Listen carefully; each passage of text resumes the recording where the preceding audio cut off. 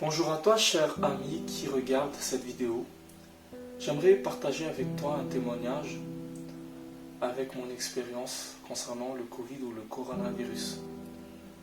Je dirais pas avec, je dirais plutôt mon expérience avec Dieu pour lutter contre cette maladie.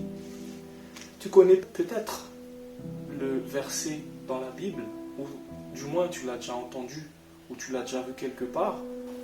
Quand je marche dans la vallée de l'ombre de la mort, je ne crains aucun mal, car tu es avec moi. Ta houlette et ton bâton me rassurent. Dans Psaume 23 et le verset 4. Ce verset, lorsqu'on le lit, déjà, il nous procure du bien. Mais on ne réalise pas vraiment la portée de ce verset que lorsqu'on est vraiment dans une situation de détresse. Cette situation de détresse, je l'ai vraiment vécue et je me suis vraiment rendu compte à ce moment-là que j'étais en train de marcher dans la vallée de l'ombre de la mort. Ce verset était pour moi un verset qui avait tout son sens parce que je luttais contre cette maladie. J'étais exposé à la mort. La mort était en face de moi. Lorsque la mort est en face de vous, lorsque votre vie est en péril, alors, à ce moment-là, vous devez vous poser la question, vers qui je vais me retourner. Le 15 mars, alors que c'était vers la fin de la journée, d'un coup, je me suis senti très mal. J'ai eu mal à la tête, j'avais des courbatures. Je ne me sentais pas très bien. Très tôt, avant même la fin de la soirée, je voulais tout de suite aller dormir. C'est ce que j'ai fait. Et le lendemain, j'étais bien, mais je ne me sentais pas très bien parce que j'avais toujours les courbatures. Et vers la fin de la journée, j'étais très fatigué. Et ça a duré comme ça pendant à peu près 5 jours. Vers le 6e jour, je me suis senti très fatigué. À ce moment-là, j'ai vraiment réalisé que j'avais le Covid-19. Le 21 mars, j'étais vraiment affaibli. J'avais pratiquement tous les symptômes. Entre-temps, j'étais en contact avec quelqu'un qui a fait le test et qui s'est avéré positif. Alors pendant la maladie, qui a duré à peu près 20 jours, je me suis senti très malade, au point où je me demandais si j'allais y passer, au point où je me suis demandé si j'aurais encore la chance et la possibilité de vivre dans les 14 ou dans les 15 jours à venir. Et là, je me suis rendu compte, avec toutes les infos que j'entends en même temps, pendant que j'étais pas bien dans mon corps, qu'il y avait des morts partout, que les gens étaient en train de mourir par centaines tous les jours, voire même par milliers. C'était vraiment pour moi une peur indescriptible. À ce moment-là, j'ai décidé de me jeter dans les bras de mon Créateur, c'est-à-dire de lui demander de me guérir. Mais comme la maladie a duré à peu près 3 semaines, ce n'était pas évident de prier. Il y avait des hauts, il y avait des bas.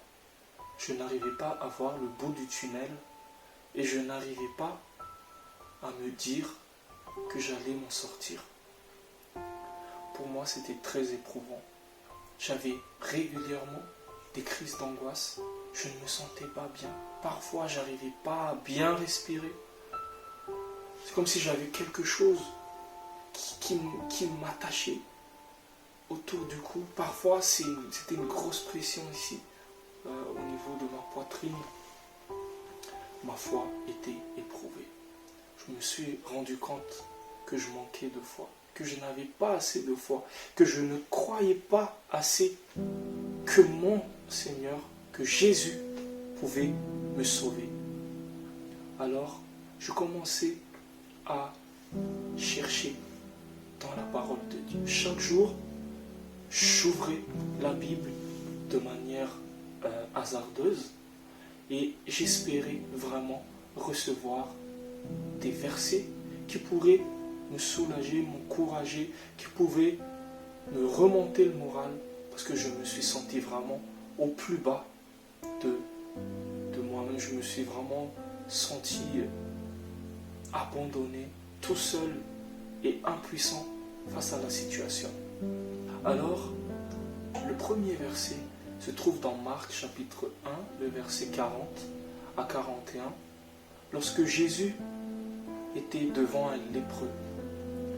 Et quand le lépreux lui dit et lui supplie, si tu le veux, tu peux me rendre pur. Et Jésus était ému de compassion, a répondu, je le veux, sois pur. Alors j'ai commencé à avoir foi en Jésus. Je me suis dit, Jésus, si tu le veux, tu peux. Il suffit juste que Jésus veuille me guérir et je serai guéri. Et cela n'était pas suffisant. Il fallait encore attendre. Il fallait encore plus de patience. Il fallait encore plus de persévérance. Et mon état de santé ne s'améliorait pas. Je toussais beaucoup. J'avais très mal. J'étais encore plus fatigué. J'avais les yeux très rouges. Je perdais l'odorat. Je perdais le goût. J'étais très fatigué. Alors, je regardais d'autres situations auxquelles Jésus est intervenu. Et j'ai vu dans Luc chapitre 18 et le verset 38, il est écrit, Jésus, fils de David, aie compassion de moi. J'ai rajouté encore ce deuxième verset dans ma tête. J'ai crié du plus profond de moi alors que j'étais fatigué, j'avais même plus de force pour formuler une prière. Je criais dans ma tête, Jésus, fils de David, aie compassion de moi. Je ne méritais plus d'être guéri. Je n'avais pas assez de foi. Je ne me sentais pas à la hauteur de ce que je faisais. Tout ce que je voulais, c'est que Dieu puisse me pardonner dans ma faiblesse. Et je lui ai supplié d'avoir compassion de moi. Mais ça ne s'est pas arrêté là. Les jours passaient, les semaines passaient. Mon corps a présenté des changements de symptômes qui est inhabituel pendant la période où j'étais malade. J'étais tout le temps amené à penser que c'était une sorte de préparation vers la descente, c'est-à-dire vers la mort.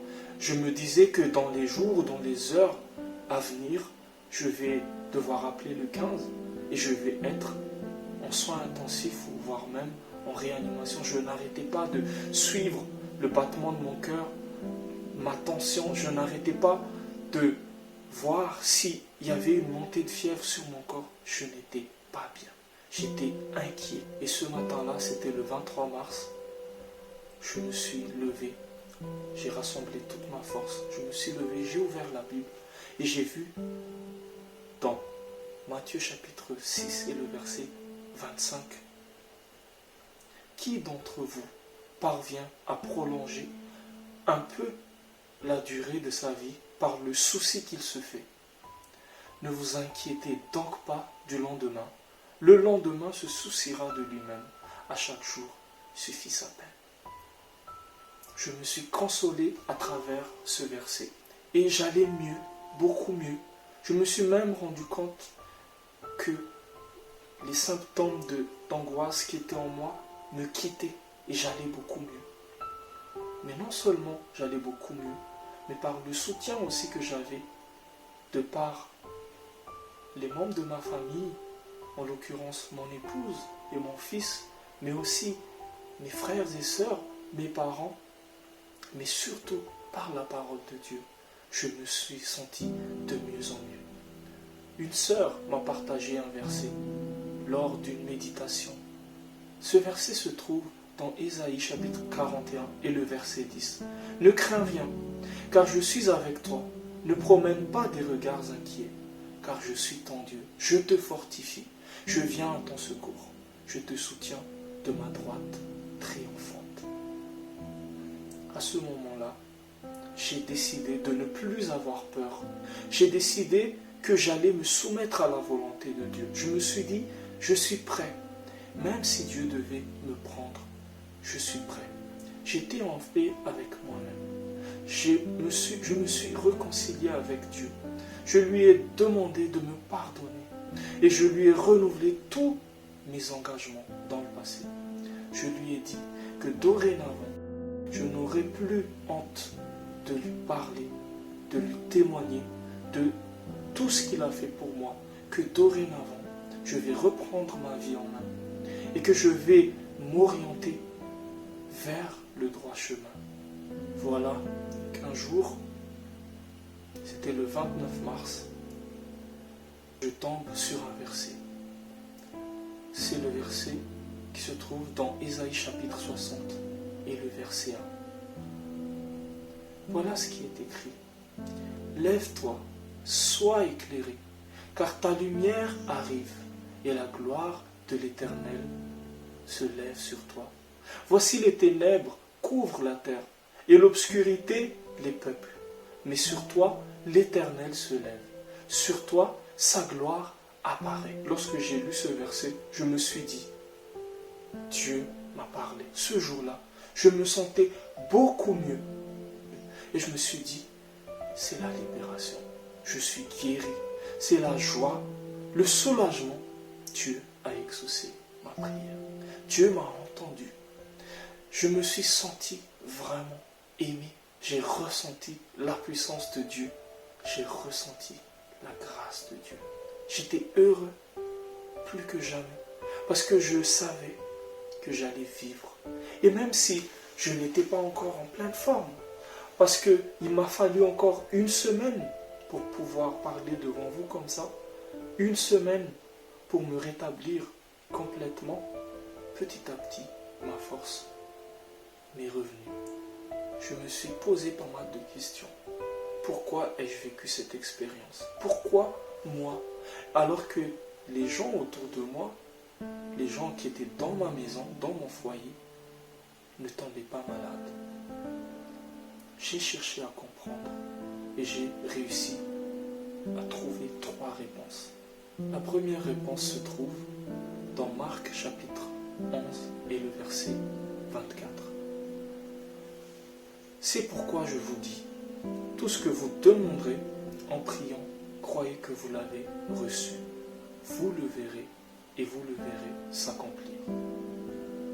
Ce verset m'est arrivé bien plus tard, vers la fin de ma période de convalescence.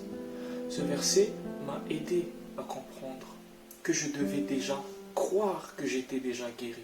J'étais pas guéri parce que je ne me sentais pas prêt à recevoir la guérison de Dieu. Je ne me sentais pas prêt à accueillir la puissance de Dieu sur moi. Je n'avais pas suffisamment de foi. Mais grâce à Dieu, grâce au Saint-Esprit qui me parlait constamment, j'ai réussi à l'intégrer en moi, que je devais vivre déjà les choses que je demande à Dieu. Le deuxième point se trouve dans 1 Pierre chapitre 1, le verset 6 à 7. C'est là ce qui fait votre joie. Quoique maintenant, puisqu'il le faut, vous soyez attristés pour un peu de temps par diverses épreuves, afin que l'épreuve de votre foi, plus précieuse que l'or périssable, qui cependant est éprouvé par le feu, ait pour résultat la louange, la gloire et l'honneur lorsque Jésus-Christ apparaîtra. Ce verset m'a fait comprendre que si je traverse des épreuves, cela voudrait dire que Dieu veut me rendre encore meilleur, que Dieu veut que je sois comme de l'or, éprouvé par le feu, que je brille, que je parle de sa grandeur, que je témoigne à quel point il a pris soin de moi. Et que si dans le passé, ma foi n'a pas encore été éprouvée, ou ma foi a été éprouvée, mais de manière très douce, Dieu m'a fait passer cette épreuve pour que je réalise à quel point la foi et mon engagement et mon choix de suivre Dieu est important. Et important à mes yeux, mais surtout important à ses yeux. Et il attend de moi de s'améliorer avec le temps qui passe. Il attend de moi que je m'engage encore davantage pour lui. On pense qu'on est bien avec notre Dieu. On pense qu'on a déjà tout fait. Il nous manque profondément de la consistance. Il nous manque de la profondeur de notre foi, de la profondeur de nos engagements, de la profondeur de notre style de vie. J'ai décidé de prendre plusieurs résolutions dans ma vie. En l'occurrence, mettre Dieu en premier lieu dans ma vie. Mettre Dieu au centre de ma vie. Avoir Jésus avec moi tous les jours, dans tout ce que je fais. Parce qu'il m'a sauvé. Parce qu'il m'a montré sa puissance. Il m'a libéré de ce qui m'emprisonnait. Et il m'a montré la lumière. Il a fait briller sur moi sa gloire. Je louerai son nom pour tous les jours qu'il aura à me donner. Et je pense à vous qui m'écoutez en ce moment. Peut-être que vous êtes en train de lutter contre cette maladie aussi. Peut-être que vous l'avez déjà vaincu. Peut-être que dans les jours ou dans les mois ou dans les semaines à venir, vous allez être confronté à cette maladie. Je n'ai qu'une chose à vous dire. Ne lâchez pas la main du Seigneur. Cramponnez-vous, accrochez-vous. Il faut que votre foi soit au-dessus de tout. Il faut que vous croyiez que Dieu va vous guérir. C'est le plus important. Laissez de côté les craintes. Laissez de côté la peur de la mort qui est en face de vous. Juste croyez. Et vous allez voir à quel point Dieu va agir dans votre vie. Soumettez-vous à sa volonté. Acceptez comment il va gérer les choses. Acceptez comment il va vous conduire dans cette épreuve et qu'à la fin, vous allez sortir vainqueur. Vous serez comme de l'or éprouvé. Vous allez briller et vous ferez comme moi. Vous témoignerez de la grandeur de ce Dieu qui vous a sauvé du fond de la vie. Il y a une dernière chose qui fait que nous soyons dans cette situation aujourd'hui. Nous n'avons plus beaucoup de temps et les choses vont s'empirer encore avec les temps à venir. Et cela nous indique que le royaume de Dieu est proche. Son avènement est proche.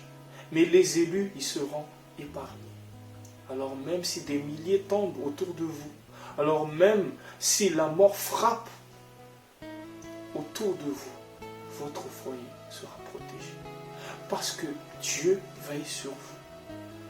Dieu nous permet, nous laisse traverser cette épreuve afin que son nom puisse être glorifié. Et c'est tout à son honneur. Parce que c'est lui qui nous a créés. C'est lui qui est à l'origine de toutes choses. Donc, pour affermir notre foi, pour consolider notre engagement, pour que toi, à ton tour, tu découvres sa puissance et que tu puisses aussi t'engager, que tu puisses aussi donner ta vie pour le Seigneur, parce qu'il t'a sauvé, parce qu'il t'a guéri et qu'il a un plan pour toi. Il y a un verset, et c'est le dernier que je vais vous partager dans Apocalypse 22 et le verset 11. Que celui qui est injuste soit encore injuste, que celui qui est souillé se souille encore, et que le juste pratique encore la justice, et que celui qui est saint se sanctifie encore. Nous sommes dans la période où ce verset doit être exécuté. Ce n'est plus le moment, cher ami, d'être un faux adorateur. C'est maintenant le moment de décider définitivement de devenir plus juste encore si tu es quelqu'un de juste, de devenir plus saint encore si tu es quelqu'un de saint. Dieu viendra pour répondre à chacun selon ses actes. Dieu va choisir ceux qui seront sauvés. Et nous avons besoin, et c'est indispensable, de consolider ce choix. Lorsque nous avons décidé de lui appartenir, c'est le moment, cher ami, de le montrer. Engage-toi, donne toute ta vie au Seigneur. N'aie pas peur de tout ce qu'il y a autour de toi. Montre à tout ce qui te regarde que tu es une lumière de Dieu. Montre que tu es à son service et que tu es porteur d'espoir dans ce monde qui nage dans les ténèbres. C'est le moment de ne plus être tiède dans ta manière de suivre le Seigneur. C'est le moment de brandir ton étendard, de montrer ton identité, parce que bientôt tu n'auras plus la possibilité de le faire. C'est le moment de donner toute ta vie, tout ton cœur à Jésus, afin qu'il puisse œuvrer en toi, afin qu'il puisse encore t'utiliser pour que d'autres autour de toi qui ne le connaissent pas le découvrent et que ces gens-là puissent avoir la vie éternelle. Mon dernier message, c'est que toi aussi, dans cette situation critique où le monde va très mal, tu puisses trouver cette lumière, cette étincelle d'espoir et que cette lumière puisse grandir en toi et que tu vas pouvoir la partager. Il existe encore de l'espoir. Il y a encore l'espérance. L'espérance en quelque chose de durable, d'éternel, de solide. L'espérance en Jésus-Christ qui bientôt viendra nous prendre vers son royaume et nous vivrons heureux avec lui. J'y crois, j'ai la ferme conviction que ce jour viendra. Merci de m'avoir écouté et que Dieu vous bénisse.